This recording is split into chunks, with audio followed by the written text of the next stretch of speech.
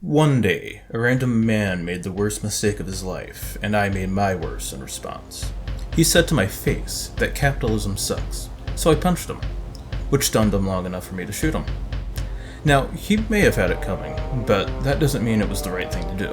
You see, it permanently reduced the production capacity of the economy and made everyone's lives just that little bit worse off for it.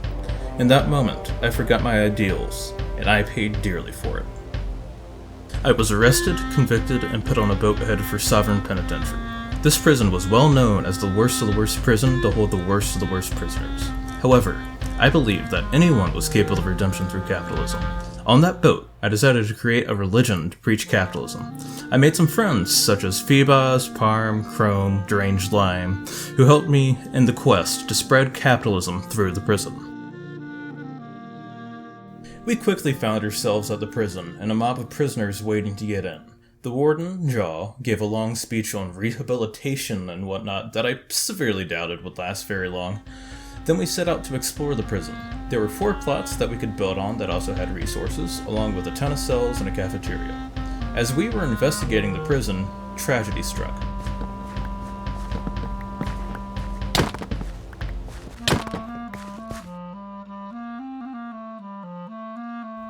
My right-hand man, Phoebus, was randomly murdered. We quickly grouped together to ensure no one else was needlessly killed. We decided that we would hold a funeral for our dear friend the next day. Soon, we went to the cafeteria to hold our first service.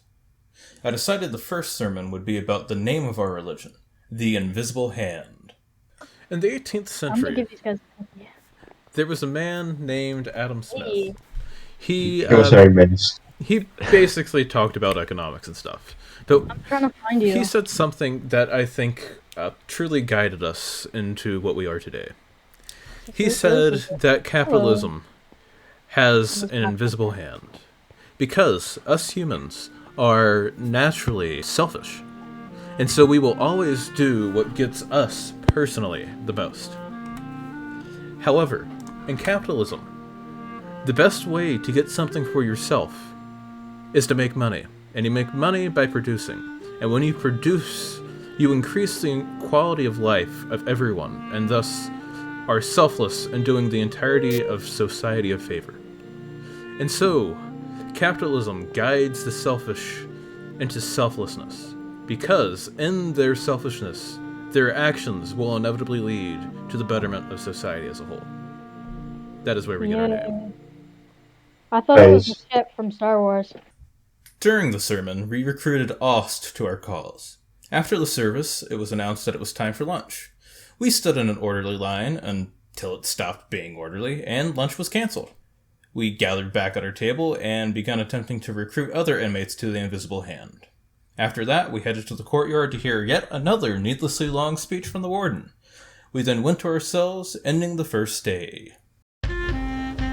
We woke up day 2 to yet another speech from the warden. The rules that Jaw had set in place hampered capitalism from taking place, so I was determined to speak with him and encourage a capitalist system in the prison. We then gathered resources and headed to an empty plot. Together, we built a chapel. We started with arches, filled the walls in with stone, and added an interior and a graveyard, along with a secret storage compartment.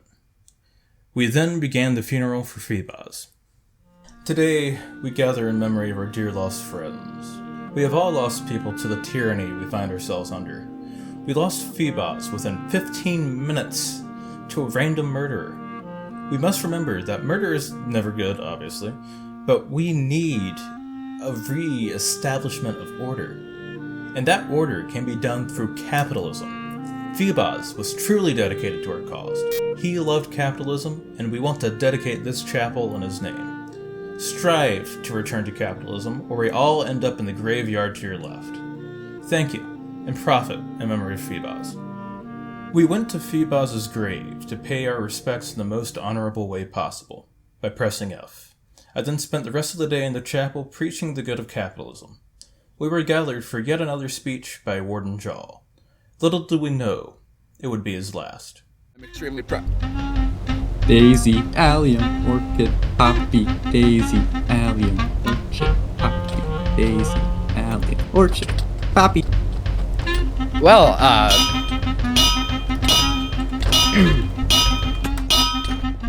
All prisoners report to your cells. The warden's dead! The warden's dead! Jaw's tyranny had ended. Solov was in charge now. Thus ended Day 2. The morning of Day 3, Solov made it clear that his role would be no better. I then spent a while trying to get an audience with Solov to encourage him to adopt the capitalist system, which would establish order. However, we quickly discovered that where our chapel stood the day before was now a barren plain. Solov had not only taken away our freedoms, but our chapel. Meanwhile, I discovered that they were having a talent show. I decided to sign up with my talent being speech giving. With our chapel destroyed and all our hard work of the day before gone, reduced to atoms, we were defeated. We mostly just wandered the prison for a day, generally spreading the word of capitalism to the inmates as we wandered. At the end of the day, the talent show began. And my footage got messed up, so thanks to Brine for providing his own perspective. Bad speeches result being pushed into the crowd. Okay. Capitalism has a tendency to turn selfishness into selflessness. We can always trust people to be selfish. As the past few days have proven, people will only work for themselves. And that's fine, but we need to have a system that expects that. And ultimately, people will try to optimize everything for their own personal gain. In a communist system, you do the best for yourself by abusing the political system. And in the system we're in right now, the way it's working out, the way to get what you want is through murder and chaos, and we cannot allow that to continue.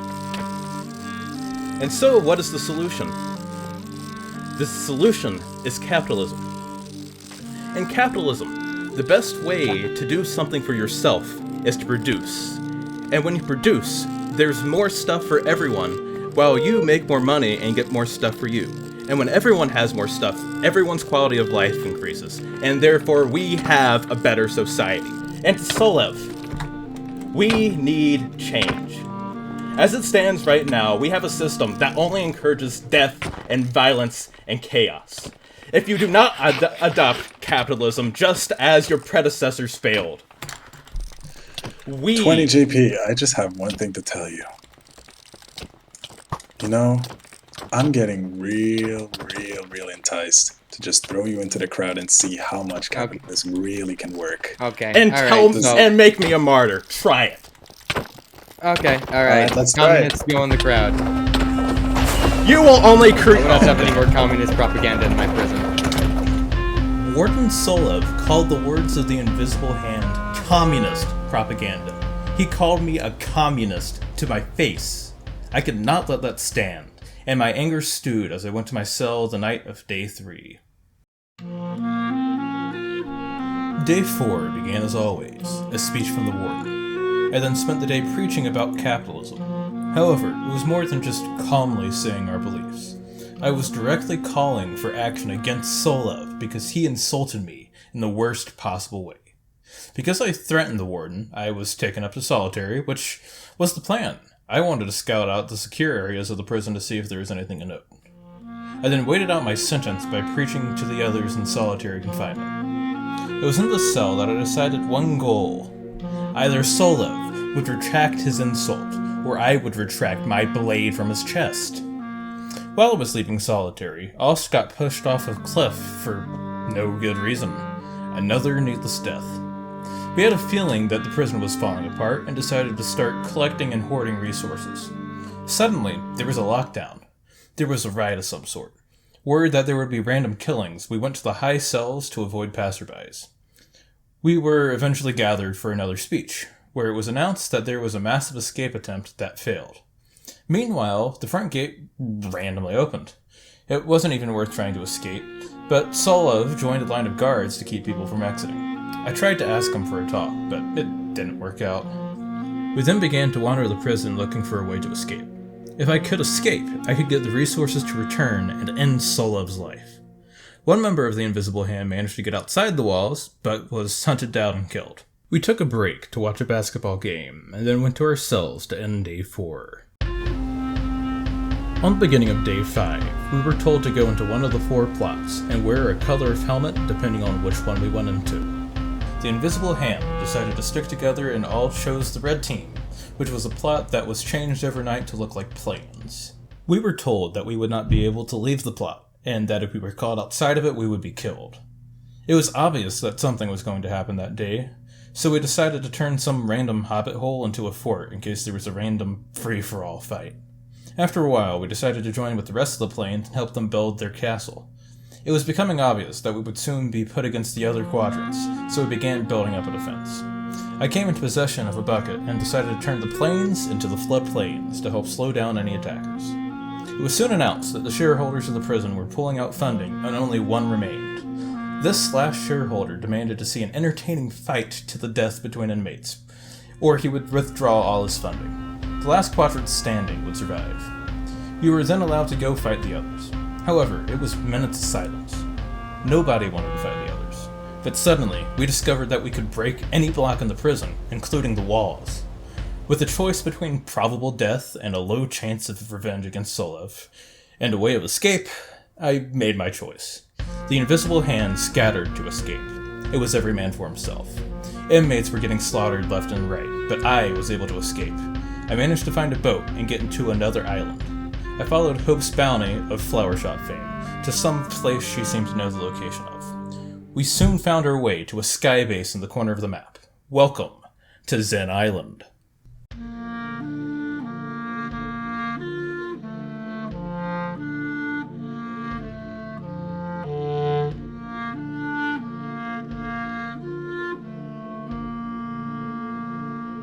While I was in Zen Island, it was announced that Solev had been killed in the chaos, and the man who made himself my enemy had been slain. My honor was restored. I stood in the beginning of a new society where capitalism could thrive. I knew not where any of my friends ended up, who died, who lived, who escaped, and to where, but I knew one thing as the sun set on Zen Island. Capitalism would survive the chaos.